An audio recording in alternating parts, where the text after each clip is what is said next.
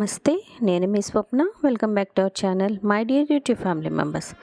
చాలా సింపుల్గా అర కేజీ కలకండ్ని ఇంట్లో జస్ట్ 2 ఇంగ్రీడియంట్స్తో ఏ విధంగా చేసుకోవాలో చేసి చూపిస్తాను చూడండి. ఎటువంటి పాలు విరక్కొట్టాల్సిన అవసరం లేదు, అదే పనిగా నుంచొని కలపాల్సిన అవసరం లేదు, ఎక్కువగా స్ట్రెయిన్ అవ్వాల్సిన అవసరం లేదు. చాలా సింపుల్గా మంచి స్వీట్ షాప్ స్టైల్ కలాకండ్ రెసిపీని ఇంట్లోనే సులువుగా ఈజీగా 2 ఇంగ్రీడియంట్స్తో జస్ట్ 10 మినిట్స్లో అయితే మీకు నేను చేసి చూపిస్తాను.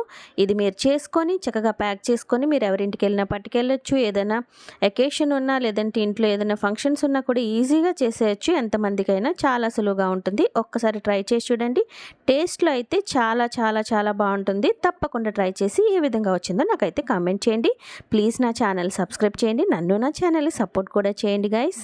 రెసిపీ కోసం 1 కప్పు పచ్చి పాలను తీసుకున్నాను. మీరు కాచి చల్లార్చిన పాలైనా తీసుకోవచ్చు. వీటిని స్టవ్ మీద పెట్టేసుకున్న తర్వాత ఈ విధంగా పొంగొస్తుంది కదా, ఫ్లేమ్ సిమ్లో పెట్టేసుకొని సేమ్ అదే కప్పుతోటి 1 కప్పు పాలపిండిని తీసుకొని కొంచెం కొంచెంగా వేసుకుంటూ నెమ్మదిగా కలుపుకోండి. ఇలా కలుపుకున్న తర్వాత ఈ పాలపిండి పాలు అనేవి ఎటువంటి ఉండలు లేకుండా చక్కగా ఈ విధంగా కలిసిపోవాలన్నమాట. ఇప్పుడు దీన్ని ఒకసారి అంతటిని బాగా కలిపేసుకొని చిన్న స్పూన్ తోటి 1 స్పూన్ ఇలాచీ పౌడర్ వేసుకోండి. అలాగే నేను చూపిస్తున్న చిన్న స్పూన్ తోటి 4 స్పూన్స్ షుగర్ వేసుకోండి. కరెక్ట్గా మెజర్మెంట్ అండి.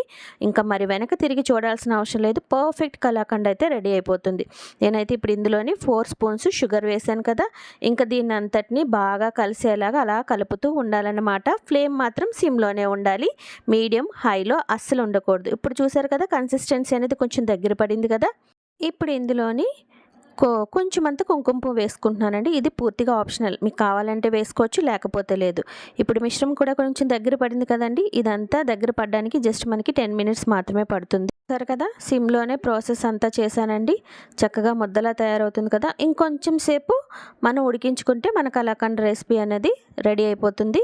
ఇది పూర్తిగా పాన్ నుండి సపరేట్ అయిపోతుందండి. అప్పుడు వెంటనే మనం ఒక నెయ్యి రాసిన ప్లేట్లో వేసేసుకొని ఆరిన తర్వాత ముక్కలుగా కట్ చేసుకుంటే ఎంతో tasty easy sweet shop style white kalakand అయితే రెడీ అయిపోయినట్లేనండి. కొంచెం అంతా గీ కూడా వేసేసుకుంటే సరిపోతుంది. టేస్ట్ అనేది ఇంకా బాగుంటుందండి. చూసారు కదా, పాన్ నుంచి అయితే సపరేట్ అయిపోయింది. ఇప్పుడు మనం నెయ్యి రాసిన ప్లేట్లోకి వేసేసుకొని చల్లారిన తర్వాత కలాకండ్ అయితే రెడీ అయిపోయిందండి. పైన కొంచెం అంత కుంకుమ పువ్వు, డ్రై ఫ్రూట్స్ కిస్మిస్ అవనివ్వండి, లేకపోతే జీడిపప్పు బాదం పిస్తా అవనివ్వండి, లేదంటే కొంచెం అంత మన టూటీ ఫ్రూటీ ఉంటుంది కదా దాంతోనన్నా చక్కగా డెకరేట్ చేసేసుకొని సర్వ్ చేసుకుంటే ఎంతో టేస్టీగా ఉండే స్వీట్ షాప్ స్టైలు మెత్తటైన చాలా టేస్టీగా ఉండే తెల్లటి కలాకండ్ అయితే రెడీ అయిపోయిందండి. చాలా బాగుంటుంది టేస్ట్ అయితే. ఒకసారి ట్రై చేసి చూడండి, డెఫినెట్గా నచ్చుతుంది. నచ్చితే ప్లీజ్ నా ఛానల్ లైక్ చేసి షేర్ చేసి సబ్స్క్రైబ్ చేయండి. నన్ను నా ఛానల్ సపోర్ట్ చేయండి. మరొక కొత్త రెసిపీతో మళ్ళీ కలుస్తానండి. అంతవరకు సెలవు. నమస్తే, నేను మీ Swapna. Thank you for watching.